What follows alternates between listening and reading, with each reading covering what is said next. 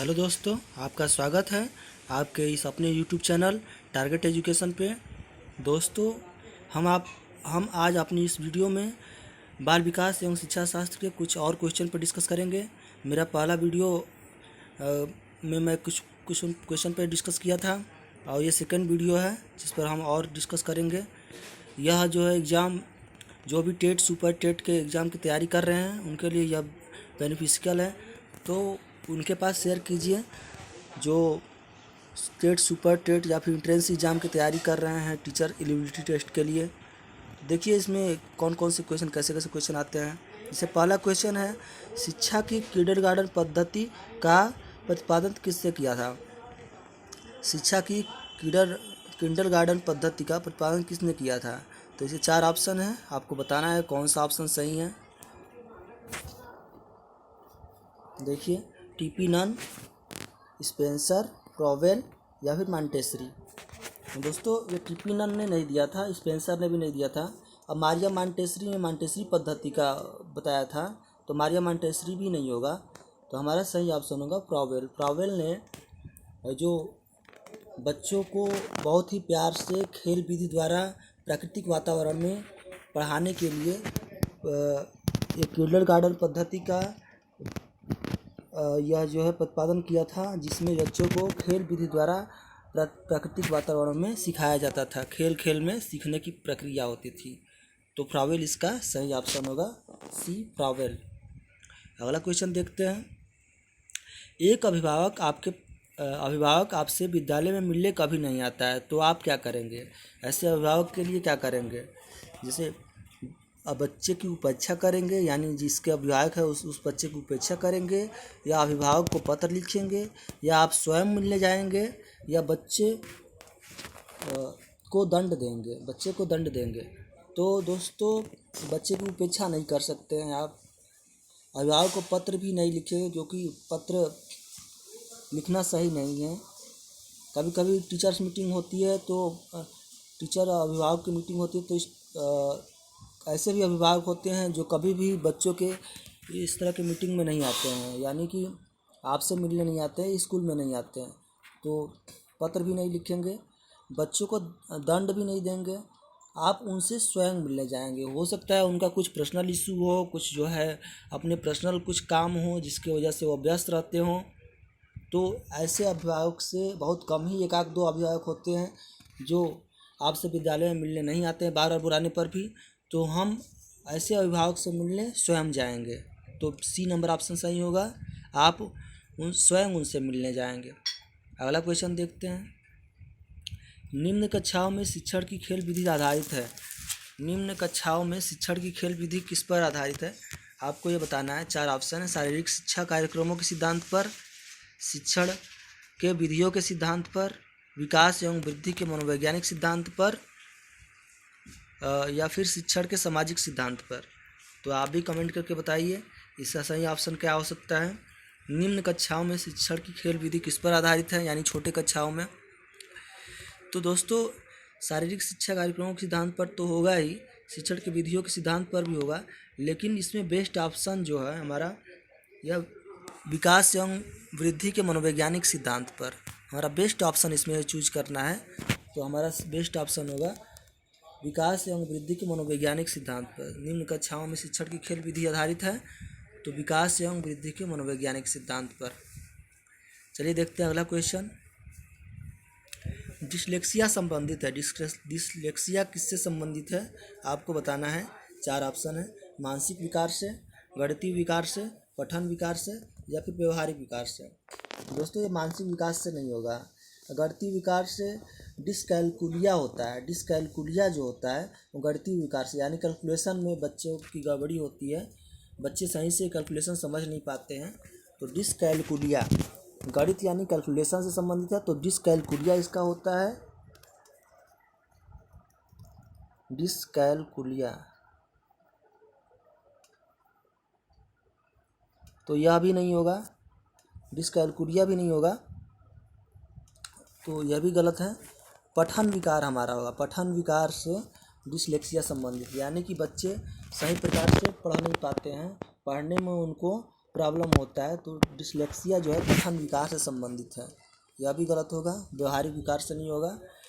और गणितीय विकार से मैंने बता दिया डिस्कैलकुलिया होता है, तो हमारा सही ऑप्शन होगा पठन विकार से।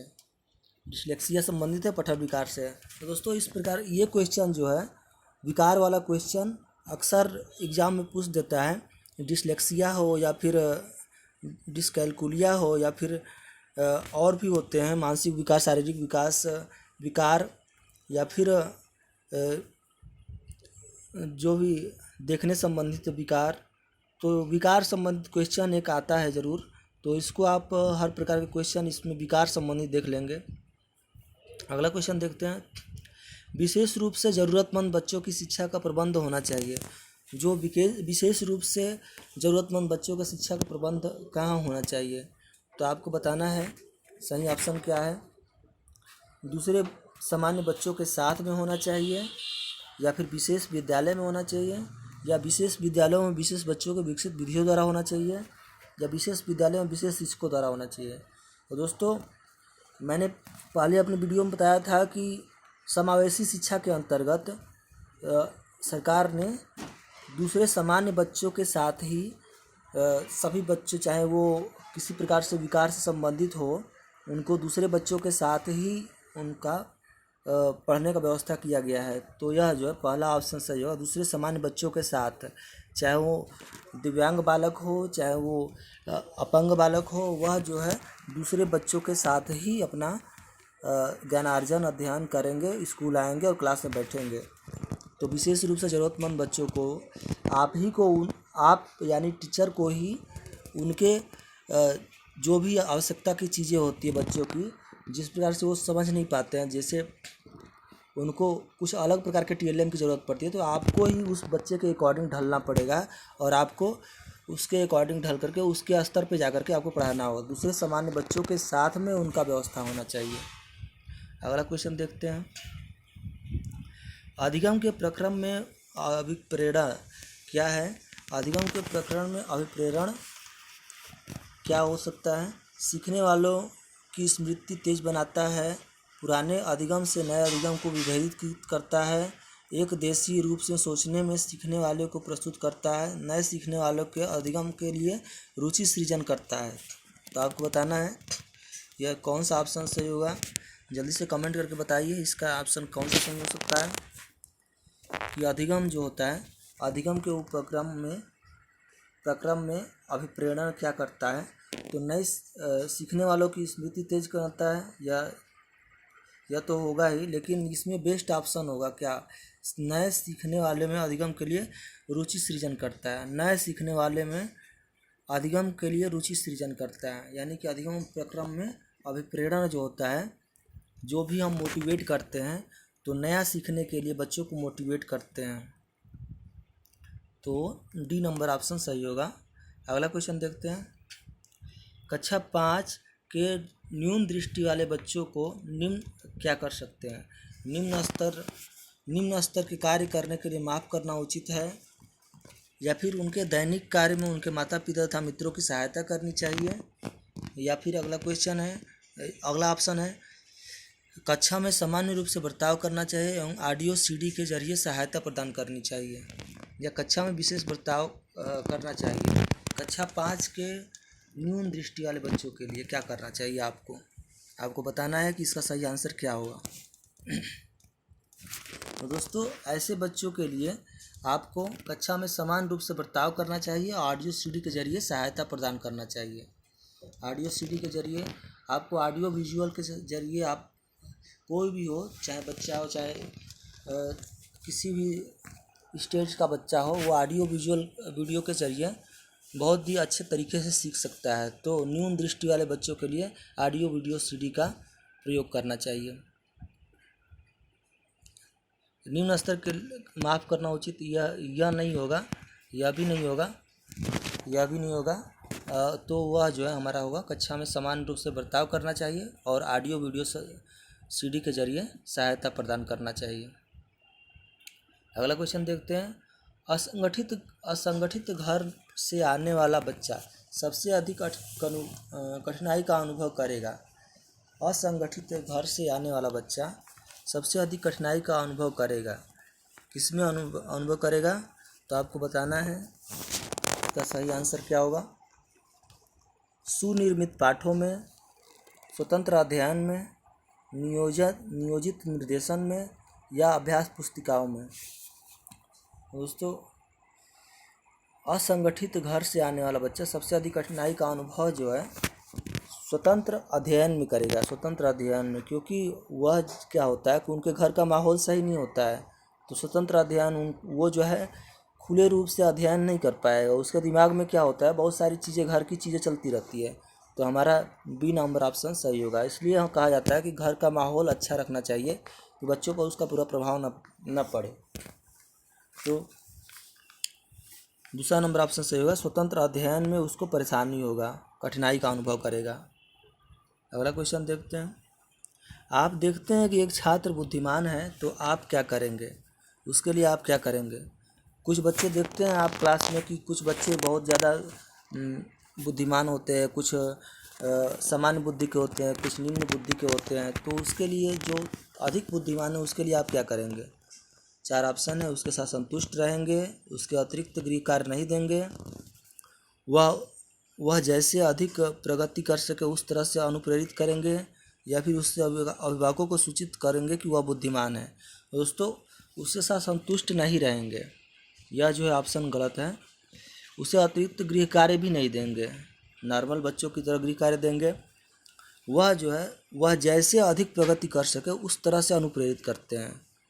जैसे इस तरह में बहुत सारी फिल्म भी आई है, जैसे 3 इडियट पिक्चर है, या फिर और भी बहुत सारी पिक्चर है जिसमें जो है बच्चे अपने आप को टैलेंटेड होते हैं कुछ बच्चे, तो उनको क्या किया जाता है कि वह जैसे अधिक प्रगति कर सके उससे अनुप्रेरित करेंगे। यह भी नहीं होगा, तो सी नंबर ऑप्शन सही होगा।